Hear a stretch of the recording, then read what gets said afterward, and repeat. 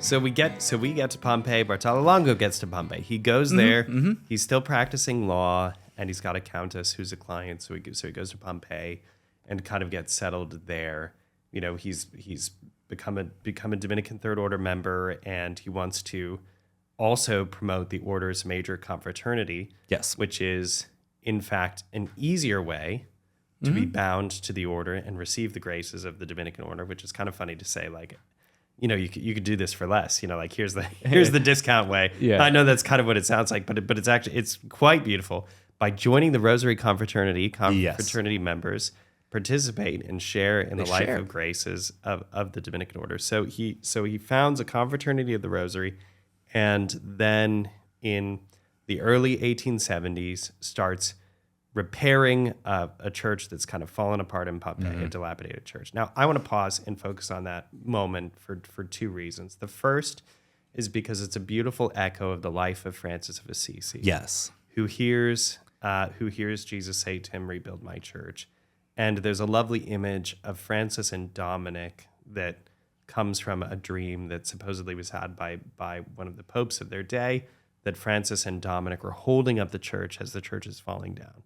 So I love this idea that there's a parallel between the physical restoration of churches as houses of worship and spiritual renewal. And we see it clearly in the life of Francis of Assisi. We see it clearly here in the life of Bartolo Longo, who starts repairing this church and then eventually goes on to found the Basilica, which is a different building, and builds a literally new church. But then you have the landscape of Pompeii, which gives Bartolo Longo a kind of horror.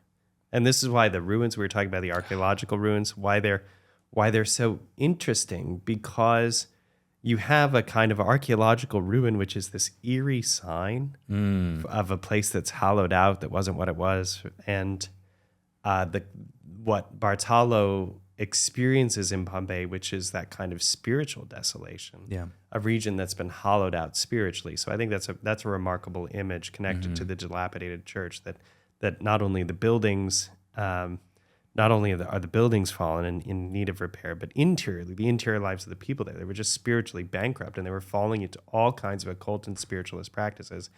And we talked about the Bartolo's experience with mental health. That's one reason we could say more about that. That's one reason why he's a saint for our day. But I think second, he's a saint for our day because he understands the need for spiritual restoration, for a great renewal of the church.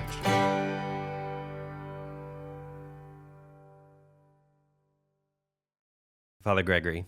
Father Patrick. Story of a Soul or Confessions? Story of a Soul. Imitation of Christ or Orthodoxy? Orthodoxy. Interior Castle or Father Smith Instructs Jackson?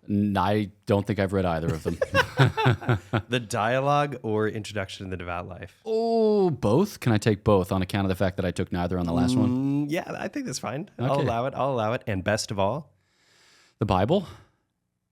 Nice work. Excellent. I thought for sure you were going to say the Summa Theologiae. Oh, no. Not so easily duped. Friends, if you are interested in more striking and profound conversations like this one, hit that subscribe button, pound it. Don't miss a piece of this exemplary content. Yes.